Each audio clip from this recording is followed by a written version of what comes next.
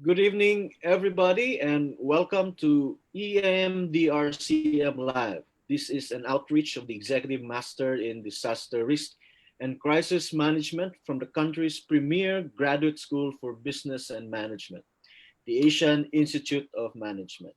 My name is Tristan Aras, a proud student of EMDRCM Cohort 1, and I'll be your host tonight. This I will be substituting in behalf of our birthday celebrant, Mr. Wally Panginiban, who is previously hosting this EMDRC Live. I'd just like to remind everyone to please join our Viber community. You may check the link from the caption of this live stream. In here, you can find information and updates about disasters and other events unfolding related to EMDRCM. There are also some activities that are set up for all of those who will be joining. It's also a great way of finding out the next episode of the EMDRCM Live. We are now on our 70th episode of EMDRCM Live, and for this episode, we're going to talk about ways on how to prepare the youth for DRRM. Tonight, we are glad to have guests with us also from the EMDRCM Cohort 1, and I'd like them to introduce themselves. So let's start with Sir Ray. Good evening to everyone. My name is Rinaldo Manuel Jr. I'm the Coast Division Superintendent and I'm working from DepEd, Roqueta City Division. Okay, so thank you, sir. How about Sir Armando Gomez? Hi, good evening, everyone. I'm Armando Gomez. I'm employed in the provincial government of Agusan de Sur as the provincial disaster risk reduction management officer. Thank you. And last but not the least, Sir Al Goeta. Hello. Hello, good evening, everyone. Good evening. I am Algueta, the Municipal Disaster Risk Reduction Management Officer Designate of LGU Claveria Masbate. Okay, so thank you guys for a brief introduction. So first of all, I'd like to ask how is everyone doing right now? So how are you, your families, your work, and your studies? So we'll start with Sir Armando. Yes, thank you. Well, I'm fine. I'm doing fine with my family. And of course, I'm balancing my work, addressing this pandemic and preparing for the natural disaster because it's rainy season in the province of Agusan de Sur. Mm-hmm. Okay, how about Sir Al? How are you? Fine, but very busy these days, especially with the pandemic. And as what Sir Long has said, it's the onset of typhoon, so we're getting busy with this forthcoming typhoon season or the rainy season rather. And about my studies, need a lot of catching up to do. Okay, thank you, Sir Al. And for you, Sir Ray? Like the two other guests here, I'm doing fine, Tristan. I'm living in a very beautiful and peaceful city, so Glad to know. I'm fine. Okay, so you mentioned a while ago about your experience in your respective places about the COVID-19 pandemic. So to give you an update, just recently the IATF has declared that today we have the record high of 3,954 COVID-19 cases. So I was just wondering if in your respective area of responsibility or jurisdiction, how have you been regarding this or coping with regarding this COVID-19 pandemic? So we'll start with Sir Al. We are always on guard and we are trying to, as much as possible, keep our municipality COVID-free by strictly executing the policies as laid down. However, it's very difficult in striking a balance between strictly implementing the protocols and compassion. Okay. Basically, right now we are still COVID-free. Okay. So how about you, Sir Ray? The city of Oroqueta is doing an excellent way in handling COVID. I think unlike the past 3 months, we have learned many things about COVID, and we have actually informed our people and our local organizations. So we are actually, in my opinion, would be able to deal with it properly, scientifically. So we're fine here, Tristan. Wow, that's good to know. And Sir Long. Actually, Trace, this is very challenging, no? Because this is a very new problem, pandemic, and I consider this as a wicked problem. Starting March, no, our province have implemented some measures just to to contain the spread of this COVID-19. Actually, during the ACQ, we have no positive case, but upon the return of the locally stranded individuals and the returning overseas Filipinos. So doon nagka-start tayo ng mga positive COVID cases. So what we're doing now is we align to the National Action Plan, which is preventing, isolating, or detecting and isolating and treating those detected positive COVID case and reintegrating also. So those are the basic steps that we do in the province of Agusan del Sur just to contain the spread of this COVID-19 virus. Okay, so glad to know that all of you are okay.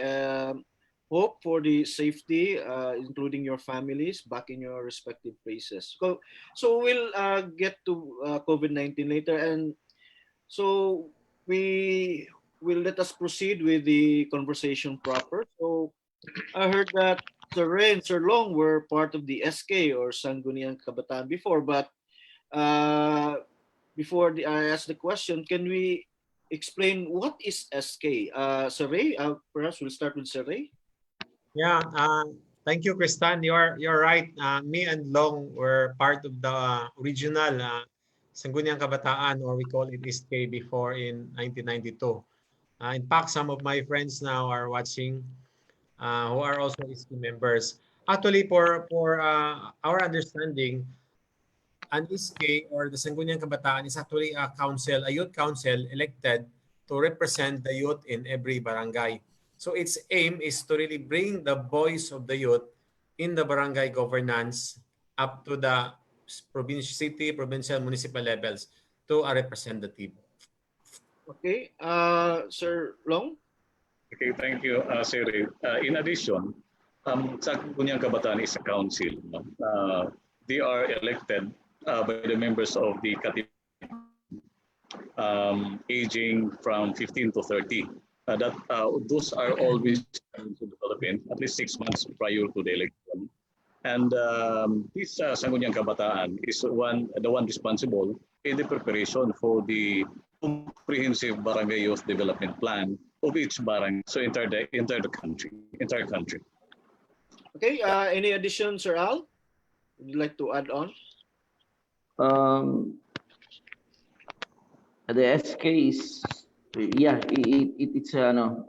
We really have to get really get them involved in governance, especially that most of our youth comprises a large portion of our population. Okay, let me throw this question to Sir Al. Okay, do you have a comment? Any additional comment? Sir Long? Okay, so let me throw this question again to... Hello. So let me throw this question back to Sir Al. So, Sir Al, how can you differentiate the youth before, during your time, and the youth today? Basically, there's not much difference, I think. Only that the youth today are more, what's this? They now speak what they want to say, and they are more techy now, more into computer games, but on the other hand, the youth would seem to be still apathetic. They seem to lack that kind of patriotism. Oh, okay, all right. Okay, so how about with Sir Ray? Is there any difference? When we talk about the youth before and the youth now, if we refer to SK or the council itself, before it's younger compared to now. It's actually 18 years old and above. So they have this legal responsibility and eventually accountability. And the difference is the SK before, they don't face many challenges as the ISKI or the youth now is facing. For example, disasters before were not as strong as disasters that we face today. And the challenges brought by climate change today is never as really compared to before. Before is not strong. But what's important about the youth now is because, as Al said, they are now into this technology thing. They are techie. And together, they can tap into this huge platform that we call the internet, wherein they can share their feelings, their thoughts, and maybe their advocacies. And that's a plus factor for them. If we can harness this technology that the youth is now sharing, we can really make some strides in our battle against climate change and disaster risk matters, Tristan. Uh, Sir Sir Ray, Sir Long. Yes, it is true that the youth before, we run the Sagudyang Kabataan Council or Council of the Youth. Yung mga kabataan before was 15 to, but not more than 21 years of age. Unlike today, that the youth can vote, um, the officials of the ASK aged from 15 to 30. Now, Mm, so there's a difference, really difference, because considering they were still young before, yung mindsetting nila, yung mental model nila. So comparing it now, yung mental model at saka yung exposure to the technology. So the interaction of the youth through using this social media is very wide enough compared before. So the line of communication is through just a hard copy. But now we could reach, we could communicate like what we're doing now. We're having our live show communicating and informing the public about, say for example, disaster resilience through this technology. So then they are more interested today, especially so that as what being said by Siri, that disaster before is was or had a lesser impact compared it now. So I think they're more interesting right now and they're more participative, especially that they will be guided. okay, so apart from the age discrepancy before and this present, okay, it is the engagement through using this technological advance that you say that's given them an opportunity to, especially right now in disaster management. So I'm just asking, I'd just like to ask is why do you think it's important for the youth to have knowledge on DRRM and resilience? Sir Long. Well, as of 2020, there is a projection that the youth will reach to around 30 million entire development, entire country. So, meaning to say, this is a very potential number in terms of disaster preparedness, disaster risk reduction, and resiliency. So, we have to start building the youth. We have to start building the youth, especially in disaster risk reduction and resiliency. Because in the event that they will be getting older and they are hoped, they are expected to run, to manage in every barangay, in every municipality, and they would become leaders even in the provincial level or even in the country. So this is a very timely preparation in terms of disaster resiliency, capturing or getting the attention and maximizing the potential of the youth in DRRM. Hey, about Sir Al, yeah, what's your thought about this? Sir Al. Hello? Sir Al? Hello. You're in silent mode. Hello? Hello? Your thought, please. Hello? Yeah, I'm hello. sorry. You may proceed. As I've said a while ago, a large portion of our population now is comprised of the youth. And so imagine if we could tap them as we go about, as we prepare for disasters and move towards resiliency, then we are tapping into a big or large portion of our society. So we really have to tap this this sector, the youth sector, towards disaster preparedness and resilience. Okay, Sir Ray? My opinion, my idea is we need to actually include the youth in our what we see national aim to integrate disaster and resilience in every part of the community. Because you see, the youth will ensure us a better future. If we build a strong foundation, we equip the youth with the necessary skills of the RRM, we are ensured of a future for our country that we will be able to have a population maybe 10, 20, or 30 years from now that will be really resilient to all kinds of disasters. So I think it's high time for us to bring this discussion into the level of the youth, Tristan. So with that, Sir Ray, with that context, so how do you prepare the youth for DRRM? My take is DRRM is really for the youth to understand what is climate change. Climate change will bring disasters. Climate change will have an impact on every aspect of our lives, from social, economic, political. We will be disrupted because of this. And it is by understanding the effects of climate change, then we can mitigate it, then we can prepare plans, and we can respond properly. And we can only do this through expanding the awareness on the level of the youth, Tristan. Okay, Sir Long, your thoughts, please. Okay.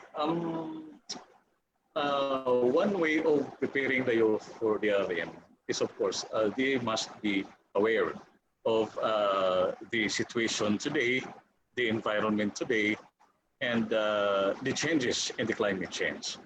Then we have to inform them that they have a very big role in nations building, especially in protecting the nation and protecting the future as well.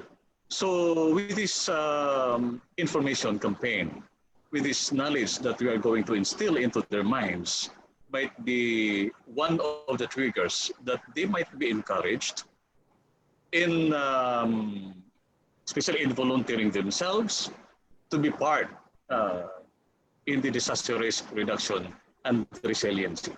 So, of course, aside from that, we have to empower them. We have to acknowledge their strength. We have to involve them in community planning or community-based disaster risk reduction management planning. Because as we can see, as I experienced before when I was still SK, our mindset is for sports development. Not today that we have to divert their minds and their interest into the into participating the community and preparing the community to respond to any eventualities, either natural or man-made calamities. Okay, how about you, Sir Al? I agree with with my two other colleagues. Yeah, there is a need for awareness and empowerment. We need to capacitate our youth, for they cannot be what they don't have. So I think awareness is one, and then we have to capacitate them. We have to introduce them to. We have to train them rather towards disaster risk reduction management and resilience. So, my next question in relation to what you've said right now. Okay, so there are four thematic areas for DRRM, and among those four, why disaster preparedness for youth and not the other thematic areas? Sir Long? Okay. As you said, that there are four thematic areas in DRM. First is the prevention, mitigation, prepares, response, and recovery and rehabilitation. Why focus on disaster preparedness? Like in pandemic today, like in the case in our province, no?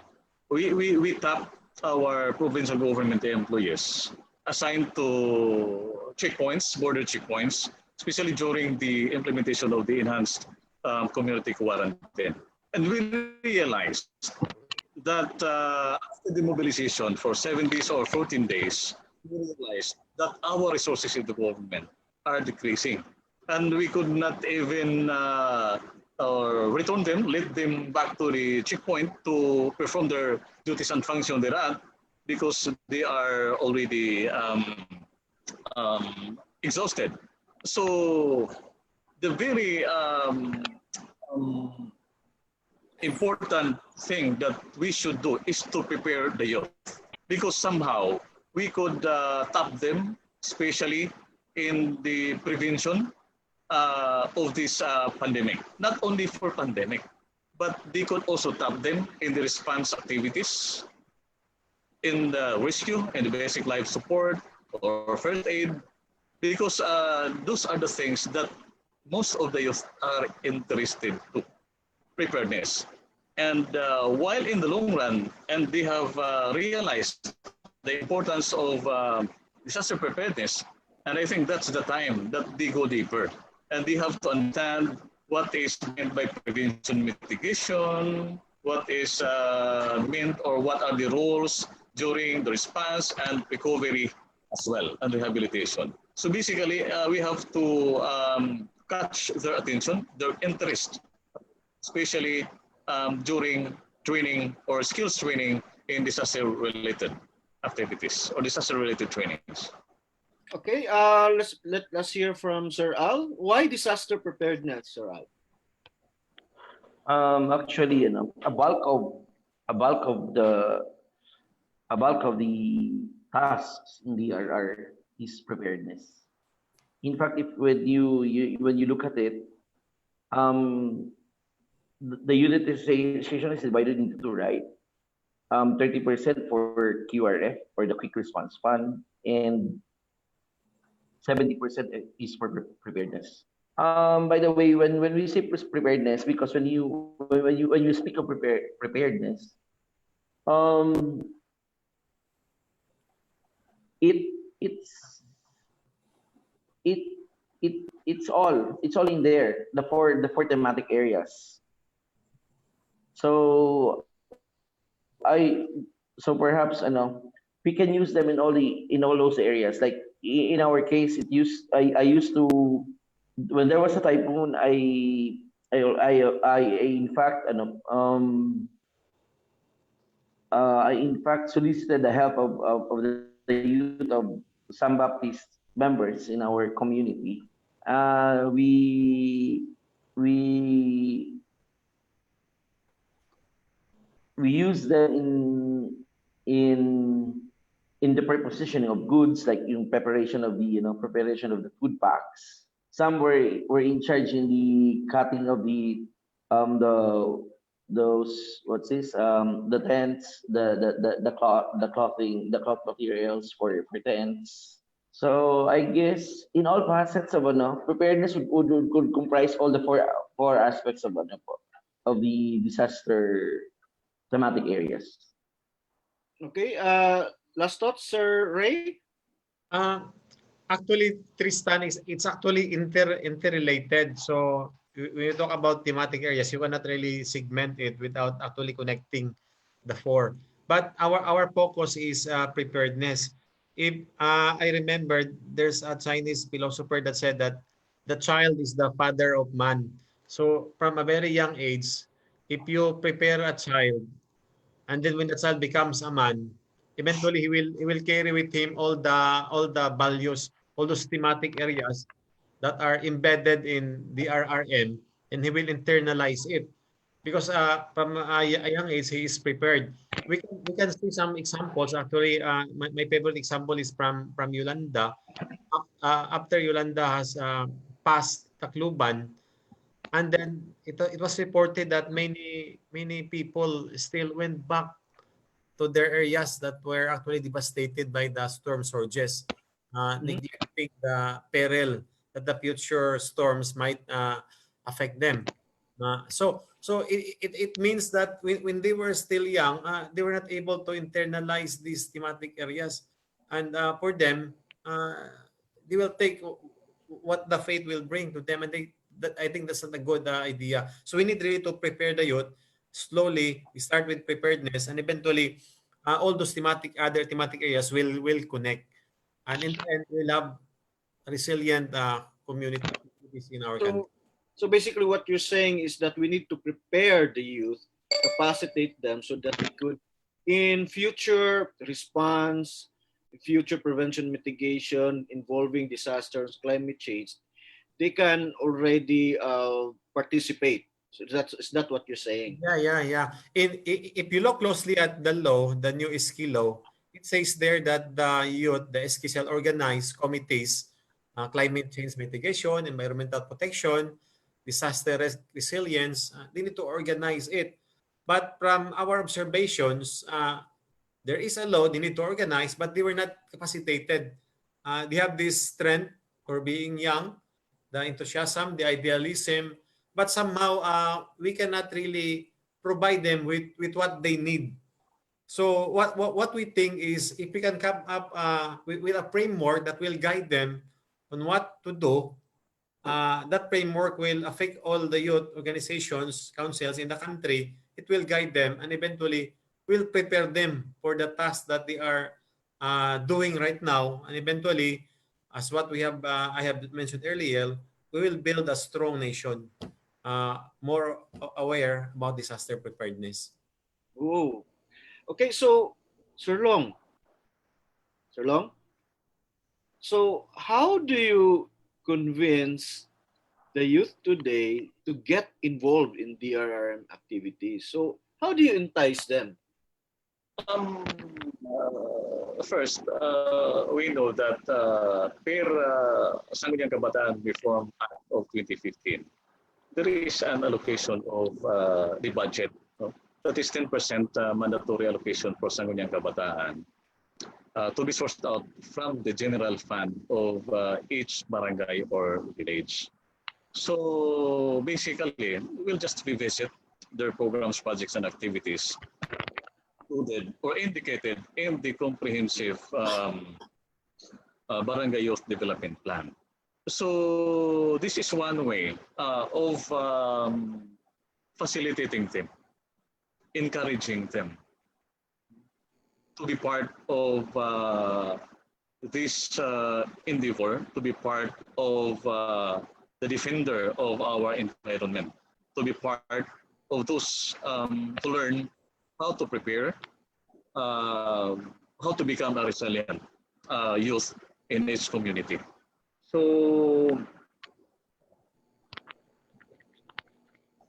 basically, we have, of course, we all have the knowledge provided to us by our institution, the AIM. And if we are going to translate this, if we are going to transfer this technology, and I believe they will be encouraged to join us. They will be amazed that there are few individuals of us who have the passion to become a disaster practitioner. So I think in doing so, I think we are changing their mindset. We are encouraging to join us in our field, in our fight against in learning, disaster risk reduction and resiliency. Okay, Sir Al, for you, the SK, the youth in Masbate, how can you convince them to participate in DRRM activities? Actually, right now, in fairness to our youth, we have already tapped into them. Like in the areas of like we assign them in contacting the students who were stranded outside the province of Masbate, and then they were the ones who were in charge in the listing. Also, they are the ones who were in charge in preparing some kind of what kind of assistance that they need, and then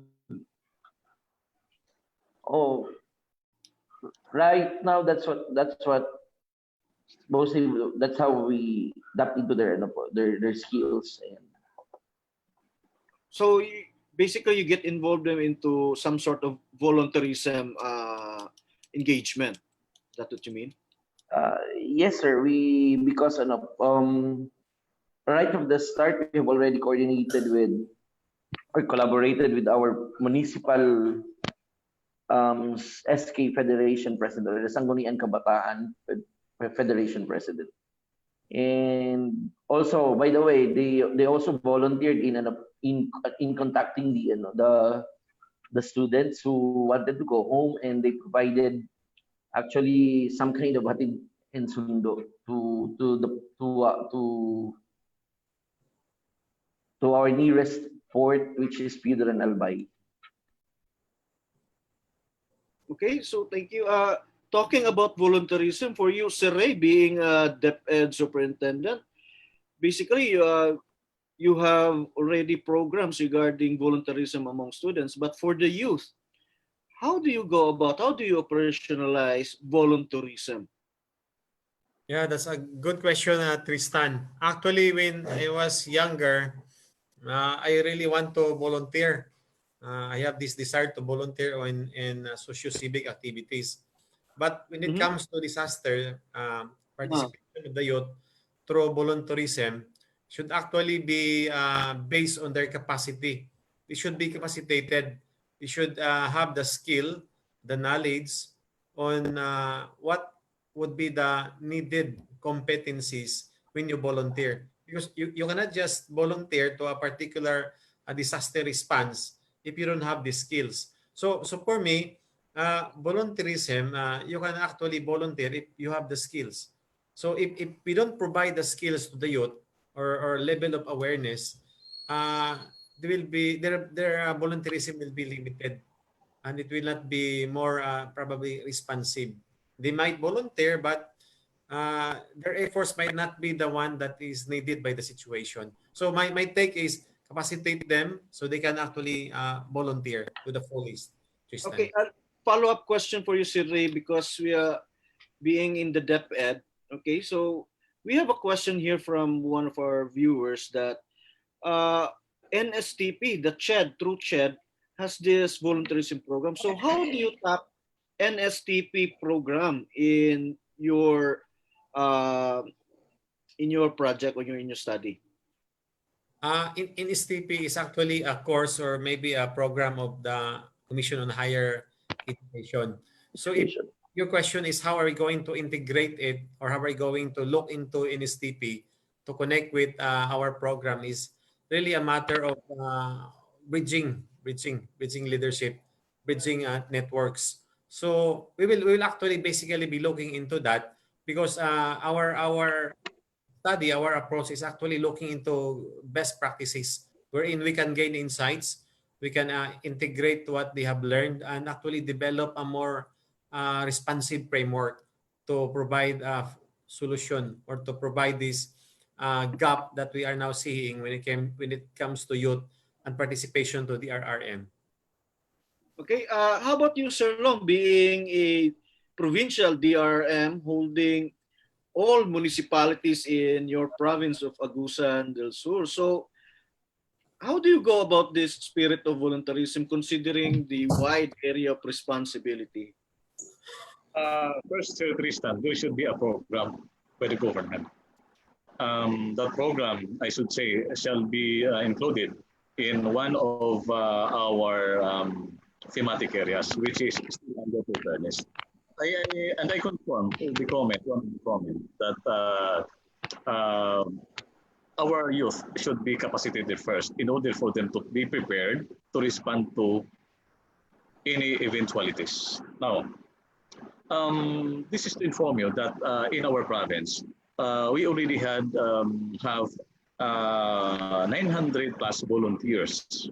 Volunteers, not all of them are employed in the government, but some of them are private in the private sector and out of school youth, and some of them are in different government agencies. So because we have this program, we have an annual program. We have this capacity building or skills training for disaster. Any trainings, no, that are applicable, that could be useful in our provincial context, no. Especially, like say for example, we trained swift water rescuer. Why swift water rescuer? Because our province is prone to flooding.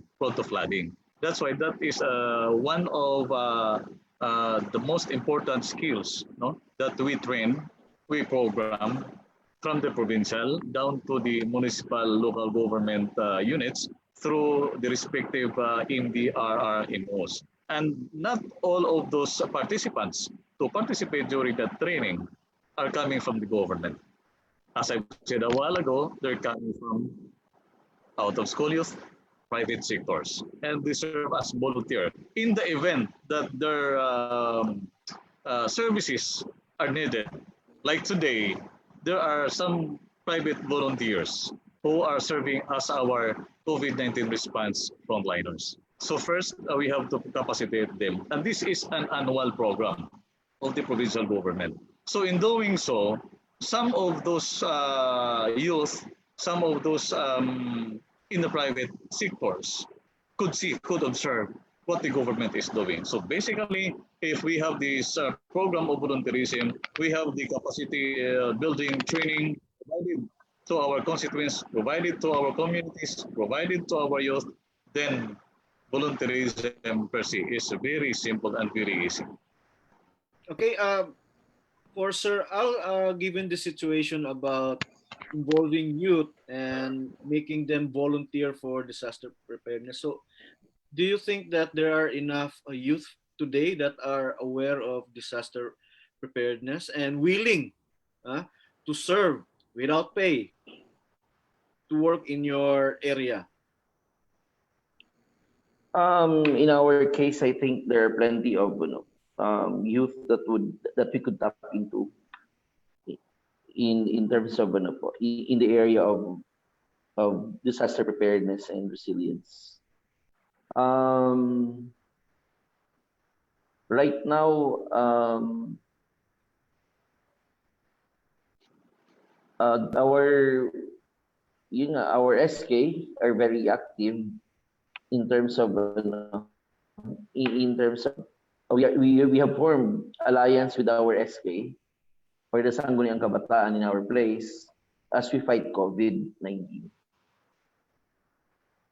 Okay, so very notifying that the youth in Masbate in your area are very, very active in participating disaster preparedness. But for you, Sir Ray, in DepEd, do you think that students right now are aware about disaster preparedness and climate change?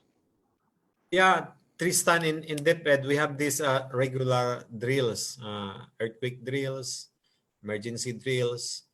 And when it comes to climate change, adaptation, and preparedness, these concepts are actually embedded in our subject in science. Once we talk about this in mathematics and in English, we're actually teaching our children about these concepts. But with regards to the question you asked with Al about the number of youth now that are aware about disaster preparedness, I think it's not, for me, in my observation, it's not that high. If we segment the youth, for example, we say 10 years old up to 20 and then 20 up, maybe from 10 to 20, they have this knowledge, but actually their level of awareness is not that high. It's not that high. Those who are youth from 20 and 30, maybe they have higher level of understanding, but we still need to reinforce them. Let me cite an example about resilience. In our class with Professor Marquisa, there was an article written about resilience. This happened in Tacloban. So when the concept about resilience what was discussed, when people in the community were asked, are you resilient? And the people said, yes, we are resilient because we can withstand whatever typhoon that nature will bring upon us. So you see, even if we have limited food, even if our shelter is not yet restored to its original level, even if we have no food supply for the next few days, but we are alive. So that's how they define resilience, which for me is a very much lower level of resilience. So we need really to upgrade or level up the understanding of resilience, which is actually trying to protect the infrastructure of life, our livelihood, our buildings, our social communities should be protected from disasters. And we can only do this if we start from the youth.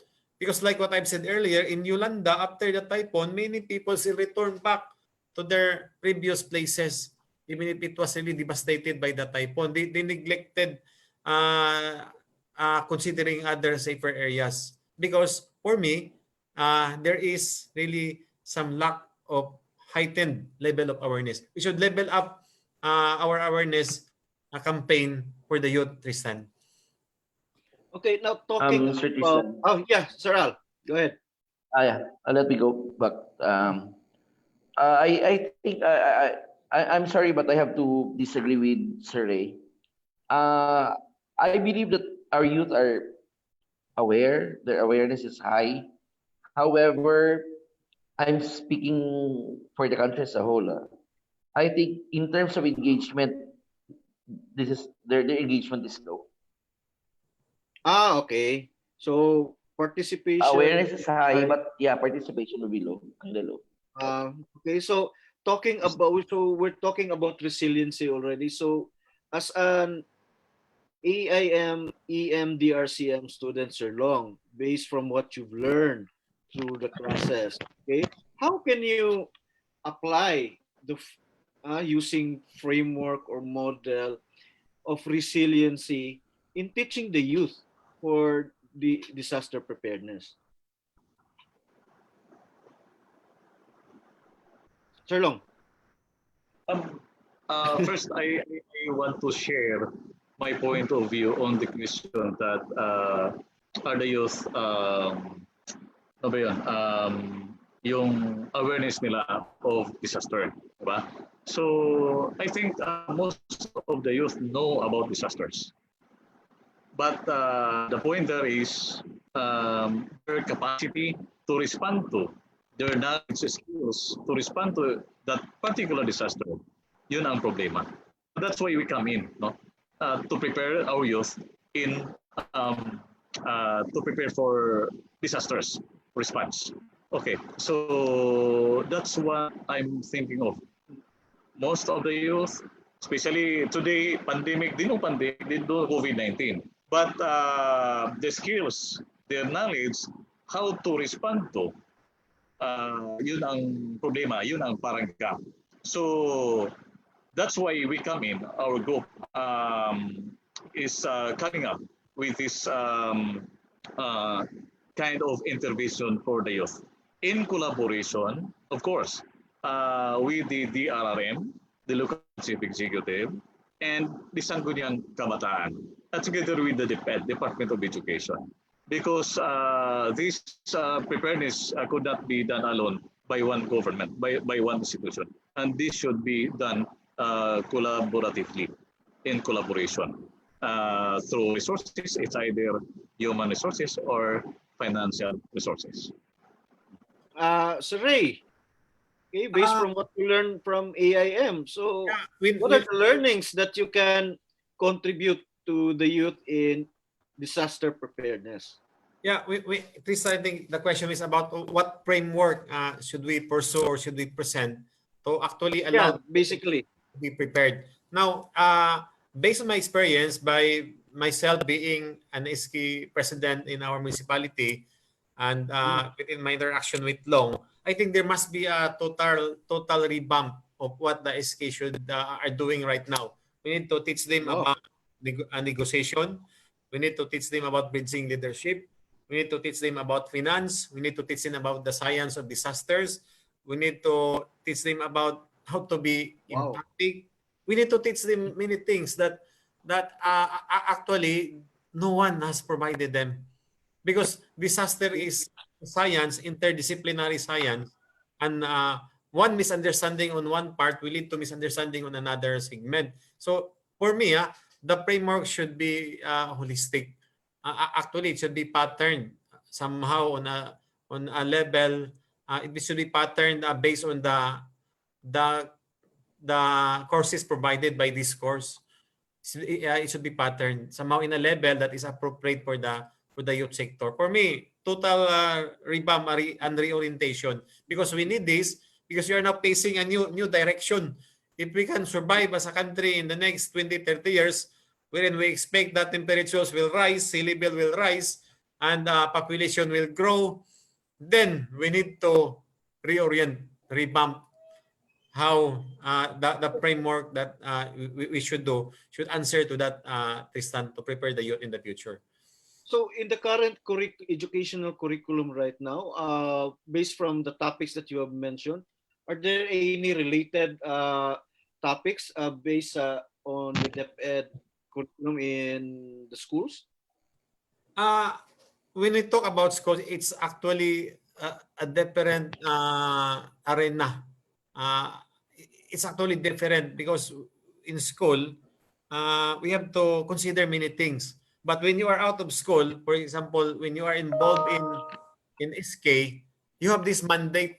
You have this mandate, and Mm, uh, in order for you to be able to carry this mandate, you have to be provided with these skills. In other way, you need to be capacitated. So that's a difference. In when you're in school, it's a different arena. We're talking about different approach. But once you are outside, joining a council of youth with a mandate, then you need another approach, that Tristan. okay, so good point. Basically, what you're trying to achieve in your group is that the SK council, the SK governance is what you need to capacitate, different from the school youth. Is that what you're talking about? Okay, so Yeah, basically, okay, go ahead, sorry. yeah. In fact, there's another law, RA 10121. There's a section there that says that the SK should lead the community in the preparation for disaster. It is stated there. But when we look at some empirical data to our observations also, we cannot see any framework that will guide the SK. So in other words, the SK, they want to volunteer, they want to provide their energy, but they are not confident because they are not capacitated. So that's the gap, one of the gaps that we have seen, Tristan. Okay, thank you very much for that information, Sir Ray. So, Sir Al, we're Yeah. going to be a little bit serious right now.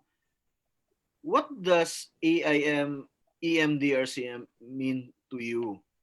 Okay, what does it in fact? Um, it created so much impact in me. Like um, the concepts. Um, it it made me realize that there are some points, there are areas in which it made me realize that there are so many room for improvement for me, especially with as we go through the course. Like for one, I learned so much about bridging leadership, about how to go about dialogue, listening well, and then making your constituents, making our constituents um uh participate and co-own the problem and also become part of the solution. So it's really making a big impact on me. Okay, so Sir Long, for you, Yes, how what is AIM good evening. to you? in relation to your job, being a frontliner, and so on? Um, AIM plays a vital role in transforming myself as a leader. It adds frameworks, systems, especially in system thinking, design thinking, especially in SAPADAPA. I learned a lot that those are very applicable in our workplace, not only in our workplace, but in our individual um, and in the individual capacity. So all of those learnings I just first encountered in AIM are very helpful in life. Leadership, and I believe that when we go back to our community, when we graduate, hopefully, we could inspire more the youth. We could teach them the right track, and we could transform them. And with them, with you, with us, with AIM, we can transform our community together. So for me, it's very valuable. The AIM for me is valuable.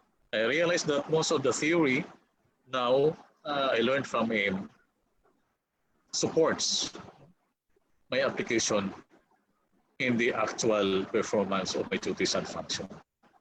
It enriches my collaboration skills, coordination, especially in bridging leadership.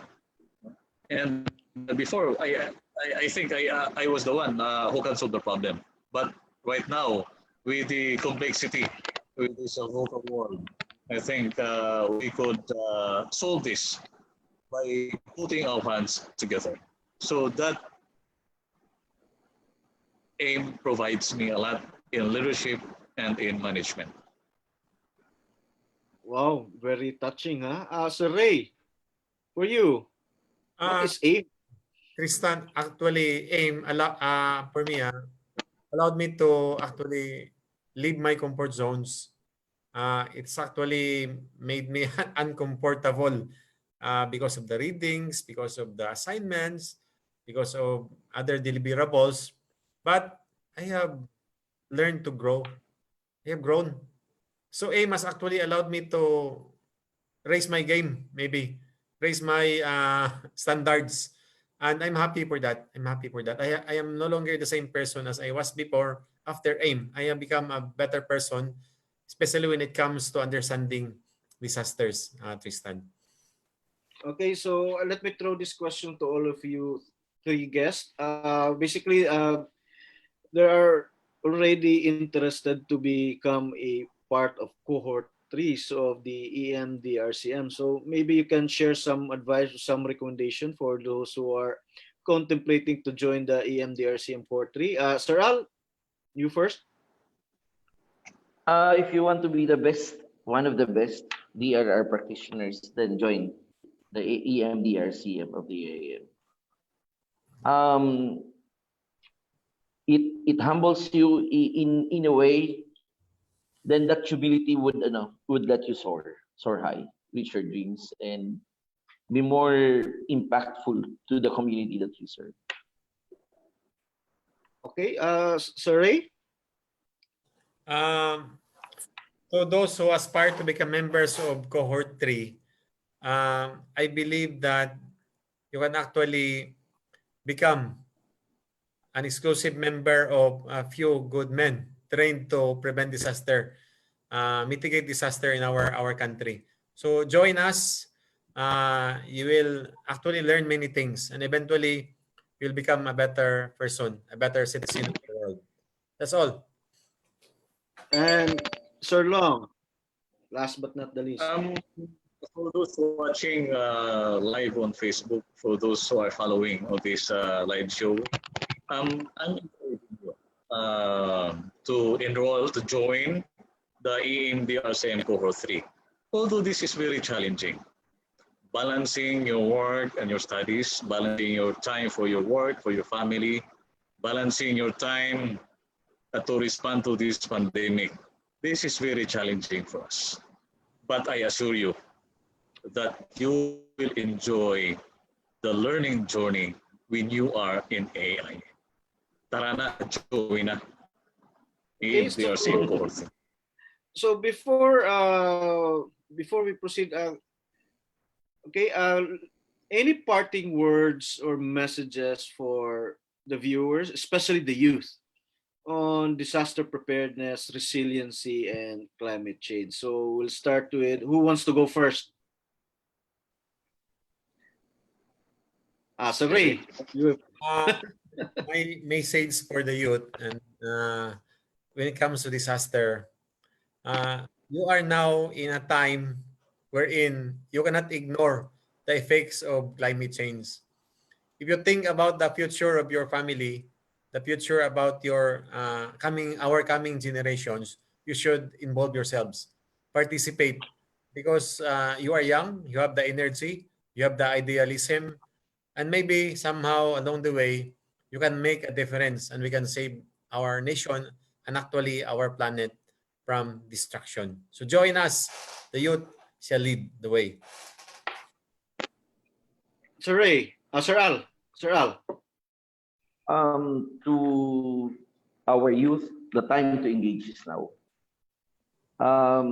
Today and tomorrow, because you are the next generation. So you have to engage now. That's it. That's it. Okay, Sir Ray. Sir Long. To all the youth, please don't forget that you have the very important, significant role in nation building. Please take note that disasters are local, so be participative, especially in planning, in preparing for disaster. And I'm not just addressing this to the youth, but to all the local government units, yung mga kapitan natin, yung mga mayor, yung provincial governor. Let us revisit the mandate of the youth, and let us all support the youth in our community, because youth supports youth has a bigger number of the community, which could be of great help in responding to any disaster. So let us prepare them, let us capacitate them, and hopefully we will both go hand in hand to become a disaster resilient individuals and community. Okay, thank you for that, Sir Ray, Sir Long, and Sir Al. So I also have a message for the people who want to join EMDRCM. So just just be inspired by these three gentlemen guests tonight, and to prove to you that nothing is impossible, because these gentlemen here are all frontliners, and despite thereof, they are still want to join the class of EMDRCM, just to prove that they want to help and contribute to the community, especially in disaster resiliency and climate change adaptation.